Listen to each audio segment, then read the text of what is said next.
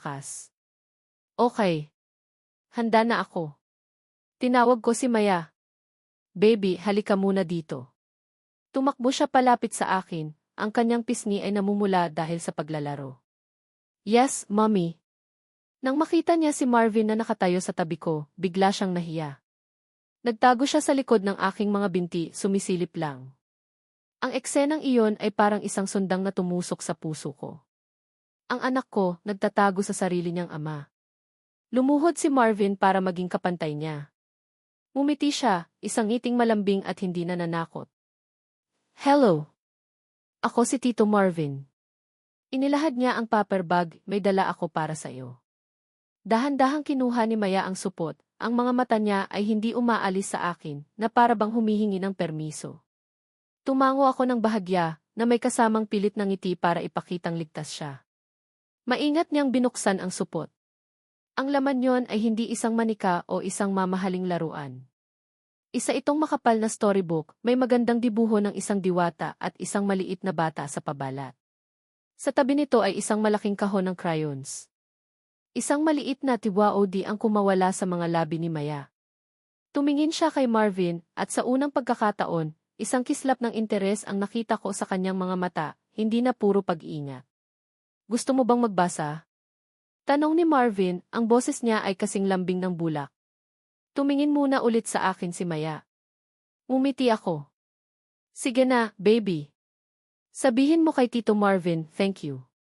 Thank you po, mahina niyang sabi, bago tumingin ulit sa libro. Walang anuman, sagot ni Marvin. Gusto mo, basahin natin yan doon sa bench. Itinuro niya ang isang bakanting upuan sa ilalim ng isang malaking puno ng akasya. Nag-aalinlangan man tumango si Maya. Nagpatiuna siyang maglakad papunta sa bench, yakap-yakap ang libro. Naiwan kaming tatlo ni na Marvin at Lisa. Ang galing mo doon, sabi ko kay Marvin, isang tunay na ngiti ang sumilay sa wakas sa aking labi. Nag-research ako, pag-amin niya, bahagyang namumula. Sabi sa Google, wag daw bibiglain ang mga bata. Natawa kami ni Lisa. Ang seryosong doktor, nagbabasa ng parenting tips sa internet. Pinanood namin sila mula sa malayo. Umupo si Maya sa tabi ni Marvin, may kaunting espasyo pa rin sa pagitan nila. Binuksan ni Marvin ang libro at nagsimulang magbasa, ginagaya pa ang boses ng mga karakter. Unti-unti, nakita ko kung paano nawala ang espasyo sa pagitan nila. Dumidikit na si Maya kay Marvin, ang kanyang maliit na ulo ay nakasandal na sa braso nito, ang kanyang mga mata ay nakatuon sa mga makukulay na pahina. Isang eksenang hindi ko inakalang makikita ko. Isang eksenang sabay na nagpapasaya at dumudurog sa puso ko. Masaya, dahil sa wakas, narito na sila, magkasama. Madurog, dahil sa kasalanan ko, 7 taon ang ninakaw sa kanila para sa ganitong mga sandali. Ang mga sumunod na araw ay naging isang serye ng maliliit na hakbang. Dinadalaw kami ni Marvin sa apartment. Tinutulungan niya si Maya sa kanyang homework. Nagdadala siya ng pagkain, mga paborito ko noong kami pa, na tila hindi niya nakalimutan. Isang gabi, dinala niya kaming dalawa para kumain ng ice cream sa paboritong sorbetero sa kanto. Naglakad kami sa ilalim ng mga ilaw ng poste, si Maya ay nasa gitna, hawak ang aming mga kamay. Mommy, Tito Marvin, look! Ang laki ng muon, sigaw ni Maya, nakaturo sa kalangitan. Nagkatinginan kami ni Marvin sa ibabaw ng ulo ng aming anak. Isang mabilis na sulyap lang pero puno ng kahulugan. Sa isang sandali, parang totoo ang lahat. Parang isa kaming tunay na pamilya. Isang pamilyang buo at masaya. Masyadong totoo. Masyadong perpekto. At iyon ang nagbigay sa akin ng takot. Dahil alam kong may isang parte ng buhay ko na hindi pa niya alam. Isang mas madilim na sikreto na mas malalim pa sa pagkakaroon namin ng anak. Ang totoong dahilan kung bakit pakiramdam ko ay hindi ako karapat-dapat para sa kanya noon pa man. Ang takot na iyon ay nagkatotoo isang Sabado ng hapon. Fiesta sa kalapit na barangay. Niyaya kami ni Marvin na mamasyal. Ayoko sana, dahil alam kong maraming tao, at ayokong makita nila ang itsura ko. Pero si Maya ay sabik na sabik. Sige na, mommy, please. May Ferris wheel daw po, pakiusap niya. Hindi ko siya natiis. Ang kaligayahan niya ay mas mahalaga kaysa sa hiya ko. Ang perya ay maingay, magulo at masaya. Amoy ng barbecue at popcorn ang nasa hangin. Ang mga ilaw mula sa mga rides ay kumukuti-kutap. Nakasakay si Maya sa balikat ni Marvin, tumatawa habang itinuturo ang lahat ng nakikita niya. Ako naman ay nasa tabi nila, hawak ang isang cotton candy. Sa kabila ng aking pag-aalala, napangiti ako. Ganito pala ang pakiramdam. Ganito pala dapat. Bumibili kami ng fishball nang may isang boses mula sa likuran ko ang tumawag sa pangalan ko. Isang boses na matagal ko nang hindi naririnig, isang boses na nagpabalik sa lahat ng takot ko. Alice? Alice Dizon, ikaw ba yan? Nanigas ako. Ang apelidong Dizon. Ang pangalan ko bago ko pa nakilala si Marvin. Parang isang kadena na muling ikinabit sa aking mga paa. Dahan-dahan akong lumingon. Nakatayo doon ang kuya ko, si Berto. Mas matanda ng 10 taon, mas payat, at may mapait na ngiti sa kanyang mga labi. Ang tingin niya ay sinusuri ako mula ulo hanggang paa, huminto sa biyani ko, bago tumingin kay Marvin at sa batang nakapatong sa balikat nito. Kuya Berto, sabi ko, ang boses ko ay halos hindi lumabas. Aba, buhay ka pa pala, sabi niya, ang boses niya ay puno ng sarkasmo. Ang tagal naming walang balita sa'yo. Nagpakasarap ka na pala dito sa syudad. Ibinaling niya ang tingin kay Marvin. Sino to? Bago mo. Naramdaman ko ang pagbaba ni Marvin kay Maya.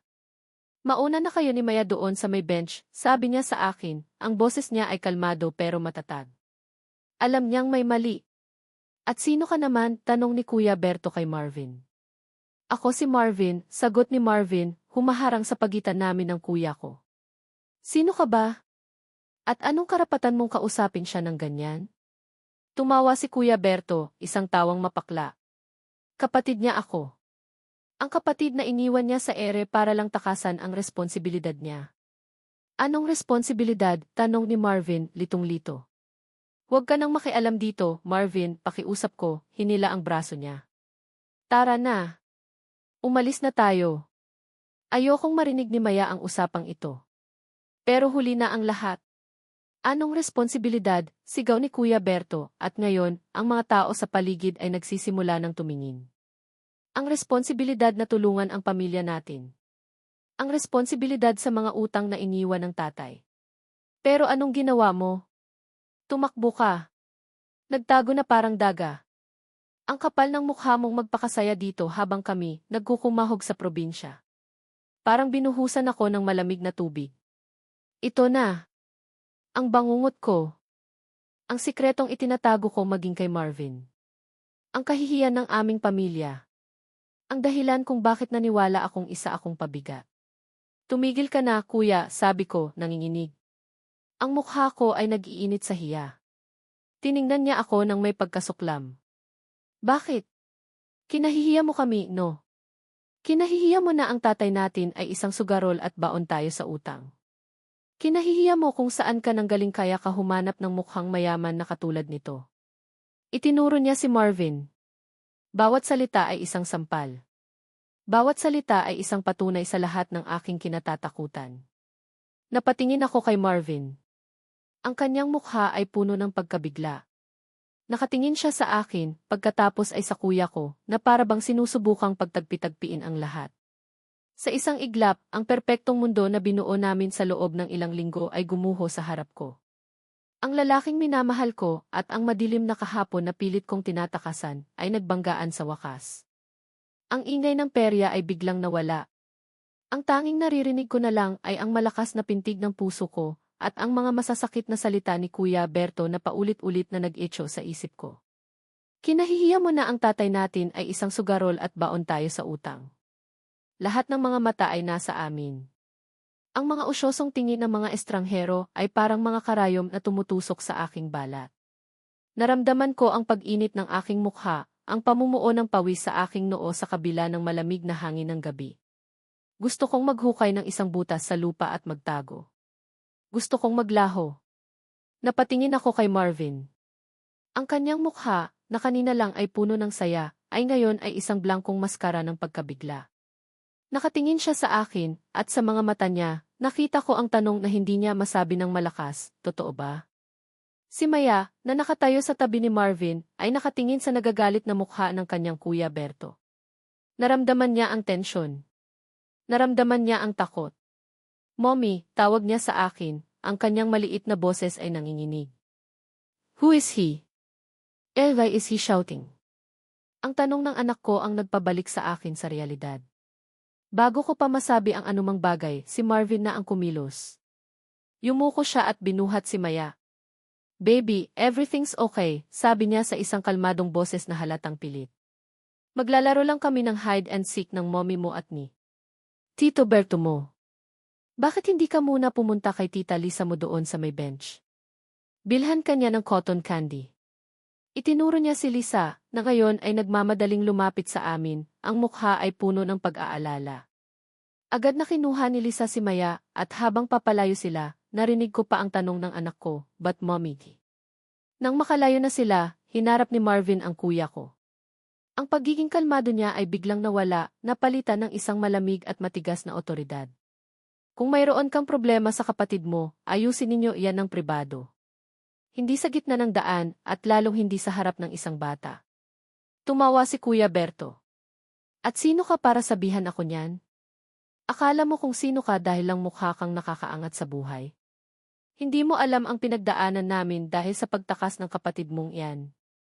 Tama na, kuya, sigaw ko, sa wakas ay nagkaroon ng lakas ng loob. Umalis ka na. Please. Aalis ako. Pero kailangan ko ng pera, diretsahan niyang sabi. Nagkasakit si nanay. Kailangan ng pampagamot. At ikaw, bilang anak, may responsibilidad ka. Parang gumuho ang mundo ko. Si nanay. Ang nanay kong huli kong nakita 10 taon na ang nakalipas. May sakit siya. At ako, wala man lang akong kamalay-malay. Ang bigat ng kasalanan ay lalong dumagan sa akin. Magkano, mahina kong tanong. 50,000, sagot niya, walang pag-aalinlangan. 50,000. Saan ako kukuha ng ganoong kalaking pera? Ang kaunting naipon ko ay halos paubos na dahil sa mga gastusin ko sa gamot na hindi sakop ng PhilHealth. Bago pa ako makasagot, nagsalita si Marvin. Kinuha niya ang kanyang wallet, kumuha ng exit card, at iniabot ito kay Kuya Berto. May gisi malapit sa simbahan. Ang isip ay birthday ko, 0815. Kunin mo ang kailangan mo at pagkatapos, umalis ka na. Huwag ka nang magpapakita ulit sa kanila ng ganito. Natigilan kaming dalawa ni Kuya Berto. Tumingin siya sa card, pagkatapos ay kay Marvin, na para bang hindi makapaniwala. Seryoso ka? Tanong ng kuya ko. Mukha ba akong nagbibiro? Matigas na sagot ni Marvin. Kunin mo na bago pa magbago ang isip ko. Kinuha ni Kuya Berto ang card na parang isang asong gutom na sinunggaban ang isang buto. Salamat, sabi niya, hindi sa akin kundi kay Marvin. Pagkatapos ay tumalikod siya at mabilis na naglakad palayo, na wala sa gitna ng mga tao. Naiwan kami ni Marvin sa gitna ng daan. Ang ingay ng perya ay bumalik, pero para sa amin, ang mundo ay tahimik. Nakayuko lang ako, hindi makatingin sa kanya. Nahihiya ako.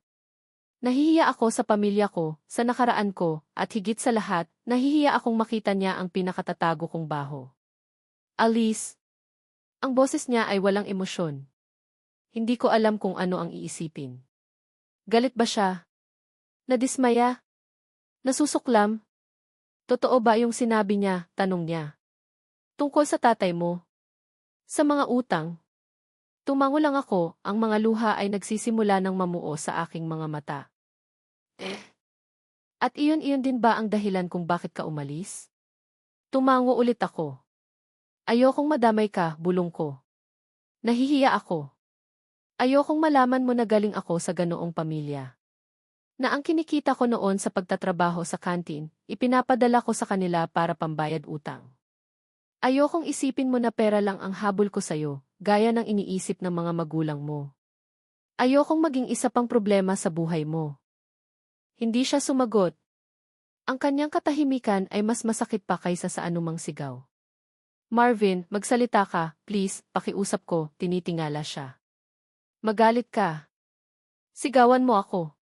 Pero huwag kang manahimik ng ganyan. Tumingin siya sa akin, at ang nakita ko sa kanyang mga mata ay hindi galit. Ito ay isang malalim na lungkot. Isang pagkadismaya na hindi nakatuon sa akin, kundi sa sitwasyon. Gaano katagal mo nang kinikimkim yan lahat, Alice? Tanong niya, ang boses niya ay malumanay. Lahat ng bigat na yan, mag-isa mo lang dinala? Ang pag-unawa sa kanyang boses ang tuluyang nagpabagsak sa akin. Humagulgol ako, hindi na napigilan ang lahat ng emosyon. Ang hiya, ang takot, ang sakit, ang kasalanan. Niyakap niya ako. Doon, sa gitna ng perya, sa harap ng lahat ng tao, niyakap niya ako ng mahigpit. Ibinuhos ko sa kanyang balikat ang lahat ng sakit na naipon sa loob ng 10 taon. Tahan na, bulong niya sa aking buhok. Naiintindihan ko. Pero naiintindihan niya nga ba talaga? Ang mga sumunod na araw ay naging mahirap. Ang magic na nabuo sa pagitan namin ay biglang nawala. Formal ang aming pag-uusap. Maingat ang bawat kilos. Ramdam ko ang distansya na unti-unting lumalaki sa pagitan namin. Patuloy pa rin siya sa pag-aalaga sa akin, sa pagdalaw kay Maya, pero may nagbago. May isang pader na hindi ko masira. Nagsimula na rin ang mga bulong-bulungan. Ang insidente sa perya ay mabilis na kumalat sa aming maliit na komunidad. Ang mga kapitbahay na dati humingiti sa akin ay ngayon ay nagbubulungan kapag dumadaan ako. Narinig ko ang mga salita, utang, sugarol, kawawang doktor, naloko. Isang hapon, habang nag-aabang ako ng jeepney para pumunta sa ospital, 2 ale ang nag-uusap sa likod ko. Kawawa naman yung si Dos Marvin, no? Ang bait pa naman. Napakabuting tao, sabi ng isa. Nga. Nagpagamot pa ng nanay nung babae. Nako, baka perahan lang yun. Taga-probinsya raw, di ba? Ganyan talaga yung mga yan, manggaganso, sagot ng isa pa. Hindi ko na narinig ang iba pa. Mabilis akong umalis, hindi na hinintay ang jeep. Naglakad ako ng walang direksyon, ang mga salita nila ay parang lason na kumakalat sa aking isipan. Sila ang boses ng mga magulang ni Marvin. Sila ang boses ng lipunan. At sa kaibuturan ng aking puso, natakot ako na baka sila rin ang maging boses ni Marvin sa huli. Ang dating pag-asa na nagsimulang sumibol sa puso ko ay unti-unting nalalanta, pinapatay ng panibagong pagsubok. Hindi na lang ito tungkol sa amin ni Marvin o sa sakit ko. Ito ay tungkol sa bigat ng aking nakaraan, sa anino ng aking pamilya, at sa mapanghusgang mga mata ng mundo. Paano namin lalabanan ang isang kalaban na hindi nakikita? Paano namin ipaglalaban ang isang pag-ibig na hinahamak ng lahat? Nang gabing iyon, habang mahimbing na natutulog si Maya sa aking tabi, tinitigan ko ang sarili ko sa salamin. Ang maputlang mukha. Ang kalbong ulo. Ang mga matang pagod na sa pag-iyak. Hindi ako karapat-dapat para sa kanya. Noon pa man, iyon na ang pinaniniwalaan ko. At ngayon, parang kinukumpirma ng tadhana na tama ako. Baka ang pag-alis ko 10 taon na ang nakalipas ay hindi isang pagkakamali. Baka iyon talaga ang tamang desisyon. At baka kailangan ko itong gawin ulit, hindi para sa kanya, hindi para sa akin, kundi para sa nag-iisang anghel na nahihimbing ngayon sa aking tabi. Para kay Maya. Ang ideya ng pag-alis, ang pagtakas sa pangalawang pagkakataon, ay naging isang madilim na anino na bumabagabag sa akin sa mga sumunod na araw. Parang isang lason na mas malala pa sa chemotherapy, dahan-dahang pinapatay ang natitirang pag-asa sa puso ko. Tumingin ako kay Maya habang natutulog, ang kanyang payapang mukha ay walang kamalay-malay sa gulong nangyayari sa mundo ng mga matatanda. Gusto ko siyang protektahan. At sa desperasyon ko, ang paglayo ay tila ang tanging paraan. Ang chemotherapy ay nasa huling cycle na. Ang katawan ko ay sukdulan na ang pagod at panghihina. Ang bawat araw ay isang laban para lang makabangon sa kama. Sa kabila ng namumuong distansya sa pagitan namin, hindi bumitaw si Marvin. Nandoon pa rin siya, mas tahimik, mas mapagmasid, pero nandoon. Dinadalhan niya ako ng pagkain, sinasamahan sa ospital, at kinakausap ang mga doktor. Pero ang mga pag-uusap namin ay naging praktikal at walang personal na kulay. Tungkol sa bilang ng aking dugo, sa mga side effect, sa susunod na schedule ng radiation. Ang init at lambing ay nawala, napalitan ng isang formal na pag-aalaga ng isang doktor sa kanyang pasyente. Masakit. Sobrang sakit. Isang gabi, pagkatapos kong isuka ang halos lahat ng kinain ko, nakaupo lang ako sa sahig ng banyo, nakasandal sa malamig na pader, nanginginig. Pumasok si Marvin, may dalang isang basong tubig at isang basang bimpo. Walang imik niya akong tinulungang tumayo, pinunasan ang aking mukha, at inalalayan pabalik sa kama. Nang paalis na siya, hinawakan ko ang kanyang kamay. Ang payat kong mga daliri ay halos hindi man lang yumakap sa kanyang pulso. Marvin, sabi ko, ang boses ko'y hirap na hirap. Mag-usap tayo. Huminto siya pero hindi lumingon. Magpahinga ka na, Alice. Kailangan mo yan. Hindi, git ko. Please. Ayoko ng ganito. Dahan-dahan siyang lumingon at umupo sa gilid ng kama. Ang mukha niya ay pagod. Pagod na pagod. Ano nang gusto mong pag-usapan, tanong niya. Tayo, sagot ko. Itong nangyayari sa atin. Alam kong nahihirapan ka. Dahil sa akin. Dahil sa pamilya ko. Dahil sa mga sinasabi ng ibang tao. Marvin, hindi mo kailangang gawin to, malaya ka.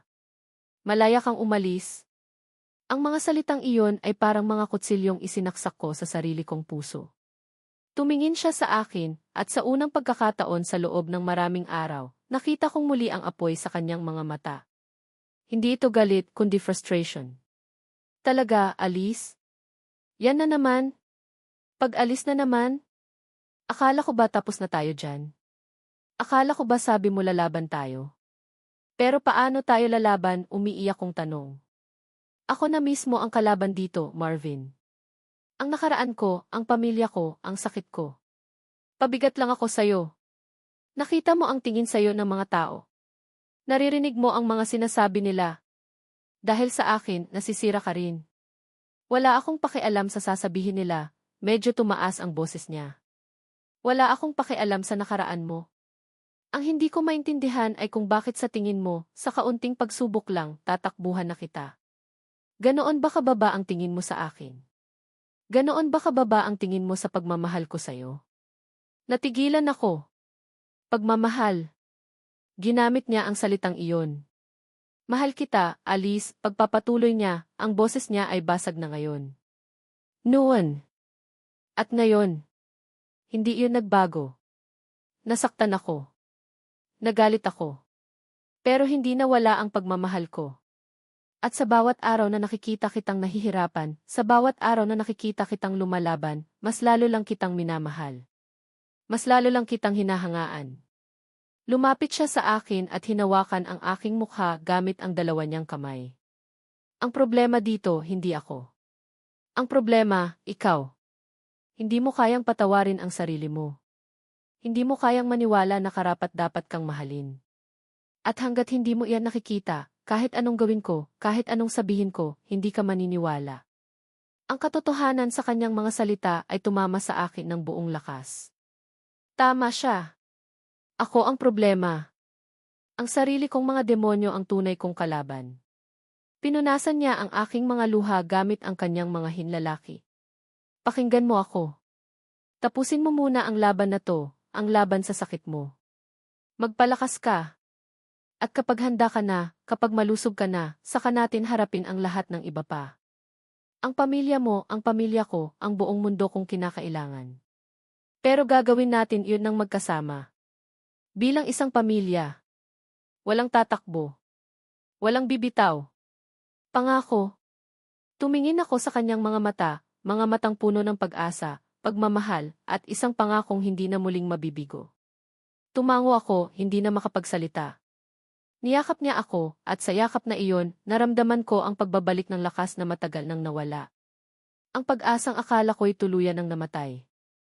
Ang mga sumunod na buwan ay naging mas magaan. Sa tulong ng panibagong determinasyon, tinapos ko ang aking radiation therapy. Ang katawan ko ay nagsimulang manumbalik. Dahan-dahan, bumalik ang kulay sa aking mga pisngi. Ang buhok ko ay nagsimulang tumubo muli, maikli at pino na parang sa isang sanggol. Si Marvin ay nasa tabi ko sa bawat hakbang. Pero sa pagkakataong ito, hindi na lang siya isang doktor o isang tagapag-alaga. Siya na ulit ang Marvin ko. Ang kasintahan ko. Ang partner ko. Nagkukwentuhan kami, nagtatawanan. Ibinabalik namin ang mga nasayang na taon. Isang araw, dinala niya kami ni Maya sa probinsya niya. Hindi para harapin ang mga magulang niya, hindi pa kami handa para doon, kundi para bisitahin ang isang beach na paborito naming puntahan noong kami pa. Habang nagtatampisaw si Maya sa dalampasigan, nakaupo kami ni Marvin sa buhangin, pinapanood ang paglubog ng araw.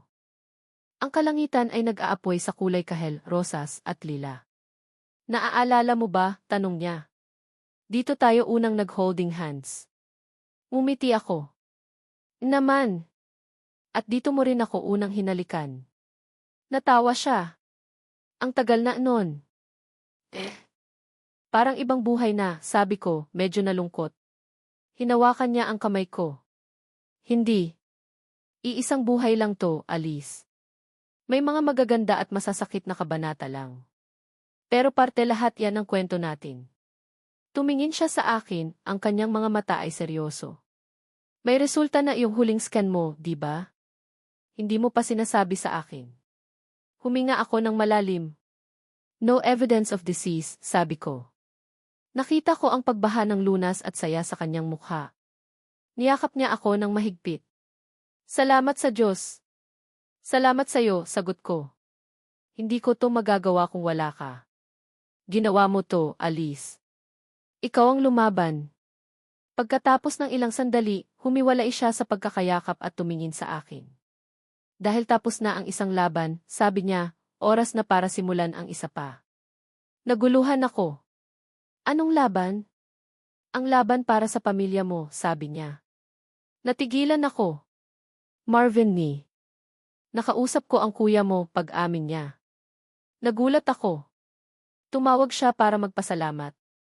Okay na raw ang nanay mo. Gusto ka raw niyang makita. Isang pamilyar na takot ang bumalik sa akin. Hindi ko alam kung kaya ko. Kaya mo, sabi niya. Hindi mo kailangang gawin mag-isa. Pupunta tayo doon. Bilang isang pamilya.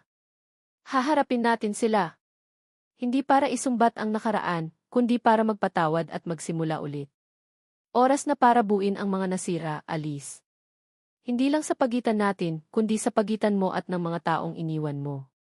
Hinaplos niya ang aking pisngi. Panahon na para umuwi. Ang salitang gi-umuwi ay naghatid ng kakaibang pakiramdam. Sa loob ng 10 taon, ang itahanan ko ay kung nasaan si Maya. Pero ngayon, sa tabi ni Marvin, sa harap ng dagat na naging saksi sa aming pag-ibigan, naintindihan ko. Ang pag-uwi ay hindi lang tungkol sa isang lugar. Ito ay tungkol sa pagharap sa nakaraan, pagpapatawad sa sarili, at pagbuo muli ng mga nasirang koneksyon. At sa unang pagkakataon, hindi ako natakot.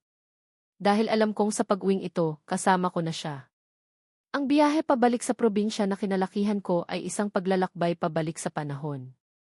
Habang tinatahak ng bus ang mga kalsadang napapaligiran ng lunti ang mga palayan at matatayog na puno ng niyog, ang bawat tanawin ay nagbabalik ng isang alaala, ang ilog kung saan kami naliligo noong bata, ang tulay na kahoy kung saan kami naglalaro ng habulan, ang maliit na kapilya kung saan ako unang natutong magdasal. Mga alaalang masaya, mga alaalang matagal ko nang ibinaon sa limot. Katabi ko si Marvin, ang isang kamay niya ay nakahawak sa akin, habang sa kabila naman ay si Maya, na tuwang-tuwa sa mga kalabaw na nakikita niya sa bukid. Sa bawat kilometrong nilalakbay namin palayo sa syudad, raramdaman ko ang unti-unting paggaan ng aking dibdib, na para bang iniiwan ko sa bawat poste ng kuryenteng nadadaanan namin ang bigat ng nakaraan. Ang pagdating namin ay sinalubong ng isang halo ng kaba at pananabik. Ang bahay namin, ang maliit na bahay na gawa sa kahoy at yero, ay ganoon pa rin, pero tila mas lumiit at mas kumatanda. May mga bagong tanim na bulaklak sa harapan. Nakatayo sa may pintuan si Kuya Berto, hindi na may mapait na ngiti, kundi may isang ekspresyong mahirap basahin. Sa likod niya, sa loob ng bahay, nakaupo sa isang silyang tumba-tumba ang isang babaeng payat at may mga puting buhok na. Si Nanay. Unang bumaba ng tricycle si Maya, na walang takot na tumakbo papasok sa bakuran. Sumunod kami ni Marvin. Walang nagsalita. Ang tanging maririnig lang ay ang huni ng mga ibon at ang hangin na yumayakap sa mga dahon ng saging. Nay, bulong ko. Dahan-dahang lumingon si Nanay. Nang makita niya ako, ang kanyang mga mata, na pagod at malungkot, ay biglang nagkaroon ng buhay. Nakita ko ang panginginig ng kanyang mga labi. Tumayo siya, inalalayan ni Kuya Berto. Naglakad ako palapit sa kanya, ang bawat hakbang ay isang dekada ng pagsisisi. Nang magkaharap na kami, wala akong ibang nagawa kundi ang lumuhod at yakapin ang kanyang mga binti, habang humahagulgol na parang isang batang nawawala. Nay! Nay, patawad po, sabi ko sa gitna ng aking pag-iyak. Patawarin niyo po ako. Naramdaman ko ang kanyang magaspang na kamay na humahaplos sa aking maikling buhok. Anak ko, sabi niya, ang boses niya ay basag. Tumayo ka dyan, anak. Ang mahalaga, umuwi ka na. Itinayo niya ako at niyakap ng mahigpit. Sa yakap na iyon, naramdaman ko ang pagpapatawad. Naramdaman ko ang pagmamahal ng isang ina na hindi kailanman nawala. Naramdaman kong nakauwi na nga ako. Ang mga sumunod na araw ay isang proseso ng dahan-dahang paghilom. Si Kuya Berto, sa unay mailap ay unti-unti ring lumambot. Kinausap niya ako isang gabi habang nagkakape kami sa beranda. Humingi siya ng tawad sa paraan ng kanyang pakikipag-usap sa akin sa perya. Inamin niyang dala lang iyon ng sama ng loob at pag-aalala para kay nanay. Humingi rin ako ng tawad sa aking pagiging duwag at sa pag-iwan sa kanila sa ere. Walang sumbatan. Tanging pag-unawa. Si Marvin, sa lahat ng ito, ay naging isang tahimik na presensya. Hindi siya nakialam sa usapan ng aming pamilya, pero ang kanyang suporta ay laging naroon. Nakikita ko siya habang tinutulungan si Kuya Berto sa pag-aayos ng sirang bakod, o habang nakikipagkwentuhan kay nanay tungkol sa mga halamang gamot. At si Maya, ang aking munting anghel, ang siyang naging tulay ng lahat. Ang kanyang tawa at sigla ang nagbigay kulay sa dating malungkot na bahay. Siya ang apo na hindi nila inakalang magkakaroon sila, ang liwanag na hindi nila alam na kailangan pala nila. Isang hapon, ilang araw bago ang Pasko, habang abala ang lahat sa paghahanda para sa Noche Buena, niyaya ako ni Marvin na maglakad-lakad. Dinala niya ako sa isang pamilyar na lugar, isang burol kung saan matatanaw ang buong bayan. Ito ang lugar kung saan ko unang sinabi sa kanya na mahal ko siya. Ang ganda pa rin dito, sabi ko, nilalasap ang sariwang hangin. Sabi niya, may mga bagay na hindi nagbabago. Umupo kami sa damuhan, magkatabi, tulad ng dati. Katahimikan. Pero hindi ito ang mabigat na katahimikan ng nakaraan, kundi isang payapang katahimikan ng dalawang taong kontento na. Alis, sabi niya at kinuha ang kamay ko. Alam kong marami pa tayong kailangang ayusin. Kailangan ko pang kausapin ang pamilya ko. Kailangan nating maghanap ng permanenteng tirahan. Kailangan nating pag-usapan ang pag-aaral ni Maya. Marami pa. Alam ko, sagot ko. Pero gusto kong gawin ang lahat ng iyan bilang asawa mo. Natigilan ako. Mula sa kanyang bulsa, kinuha niya ang isang maliit na kahon. Binuksan niya ito. Sa loob, may isang simpleng singsing, hindi diamante, kundi isang maliit na batong buwan, moonstone, na kumikinang sa ilalim ng papalubog na araw. Sabi mo, kamukha ko ang buwan, di ba? Sabi niya, isang pilyong ngiti ang sumilay sa kanyang labi. Laging nagbabago ang anyo pero laging bumabalik. Alice Reyes Dizon, sabi niya, ang kanyang boses ay naging seryoso. Hindi ko maipapangakong hindi na tayo magkakaroon ng problema. Hindi ko maipapangakong magiging perpekto ang lahat. Pero maipapangako ko na sa bawat pagsubok, sa bawat sakit, sa bawat saya, kasama mo ako. Haharapin natin ang lahat ng magkasama. Hindi na kita bibitawan. Pakakasalan mo ba ako ulit? Ang mga luha na pumatak mula sa aking mga mata sa pagkakataong ito ay purong luha ng kaligayahan. Isang kaligayahang mas malalim at mas matatag dahil pinanda ito ng sakit, pagsisisi at pagpapatawad. Bulong ko. Marvin. Pakakasalan kita. Isinuot niya ang singsing sa aking daliri. Sakto. Perpekto. Niyakap niya ako, at sa pagkakataong iyon, sa ibabaw ng burol kung saan nagsimula ang lahat, naramdaman ko ang pagsasara ng isang kabanata at ang pagbubukas ng panibago. Ang aming kasal ay simple lang, idinao sa maliit na kapilya sa aming bayan. Ang mga dumalo ay ang aming mga pamilya at malalapit na kaibigan. Nandoon si Nanay at Kuya Berto, umiiyak sa tuwa. Nandoon si Lisa, ang aking matapat na kaibigan. Nandoon ang mga magulang ni Marvin. Isang malaking sorpresa. Dumating sila at bagamat may alinlangan pa sa kanilang mga mata, Nakita ko ang pagsisikap nilang tanggapin ang lahat nang makita nila ang kaligayahan sa mga mata ng kanilang anak. Si Maya, ang aming magandang flower girl, ang siyang nag-abot sa amin ng mga singsing. Pagkatapos ng seremonya, habang nagdiriwang ang lahat sa isang maliit na salu-salo sa aming bakuran, tumakas kaming dalawa ni Marvin. Bumalik kami sa burol, hawak kamay.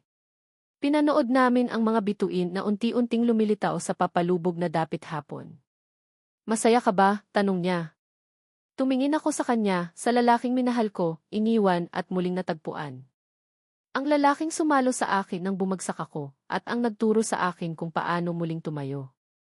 Sobra, sagot ko, at sa kauna-unahang pagkakataon sa loob ng napakatagal na panahon, naniwala ako sa sarili kong mga salita. Sobra-sobra. Ang buhay ay hindi isang kwento na may perpektong simula, gitna, at wakas. Ito ay isang serya ng mga bagong simula. At kami, sa wakas, ay handa na para sa amin. Sa aking mga minamahal na mambabasa at tagapakinig. Kumusta kayo? Kung narating ninyo ang bahaging ito, nais kong huminto sandali at mag-alay ng isang taos pusong pasasalamat. Maraming salamat sa inyong paglalaan ng oras, sa inyong pagsubaybay, at sa inyong pagdamay sa paglalakbay ni Alice at Marvin. Mula sa unang kabanata na puno ng takot at pagkalito, hanggang sa huling pahina na nag-uumapaw sa pag-asa at bagong simula, kasama ko kayo. At para doon, ako'y habang buhay na magpapasalamat. Ang pagsulat ng kwentong ito ay isa ring paglalakbay para sa akin. Habang isinusulat ko ang bawat salita, parang kasama ko na rin sina Alice at Marvin sa kanilang mga pinagdaanan. Naramdaman ko ang takot ni Alice sa ospital, ang bigat ng kanyang mga lihim, at ang sakit ng kanyang pangulila. Naramdaman ko rin ang galit at pagmamahal ni Marvin, ang kanyang pagkalito, at ang kanyang hindi matatawarang katatagan. May mga gabing napapaluha ako para sa kanila, at may mga araw namang napapangiti ako sa kanilang maliliit na tagumpay. Sila ay naging higit pa sa mga karakter sa papel, naging parte sila ng puso ko, at umaasa akong naging parte rin sila ng sa inyo. Higit sa lahat, ang kwentong ito ay isang paalala. Isang paalala na ang pag-ibig ay hindi laging madali. Hindi ito palaging puno ng kilig at tawanan. Minsan, ito ay puno ng pagsubok, ng sakit, at ng mga pagkakamaling kailangang itama. Ngunit sa kabila ng lahat, ang tunay na pag-ibig ay may kakayahang maghilom, magpatawad, at magbigay ng pag-asa. Ito rin ay isang kwento tungkol sa kapangyarihan ng pagpapatawad, hindi lang sa pagpapatawad sa iba, kundi, higit sa lahat, sa pagpapatawad sa ating mga sarili. Lahat tayo ay may mga daladalang bigat mula sa nakaraan, mga sana at mga paano kung. Ngunit tulad ni Alice, naway matutunan din nating harapin ang ating mga anino, tanggapin ang ating mga pagkakamali, at maniwala na karapat-dapat tayong lahat sa pangalawang pagkakataon. At sa huli, ito ay isang pagpupugay sa pamilya, ang pamilyang ating sinilangan at ang pamilyang ating pinipiling buuin. Ang mga buklod na ito ay maaaring masira o masugatan, ngunit mayroon itong likas na kakayahang maghilom at muling mabuo, basta't may pag-unawa at pagmamahal.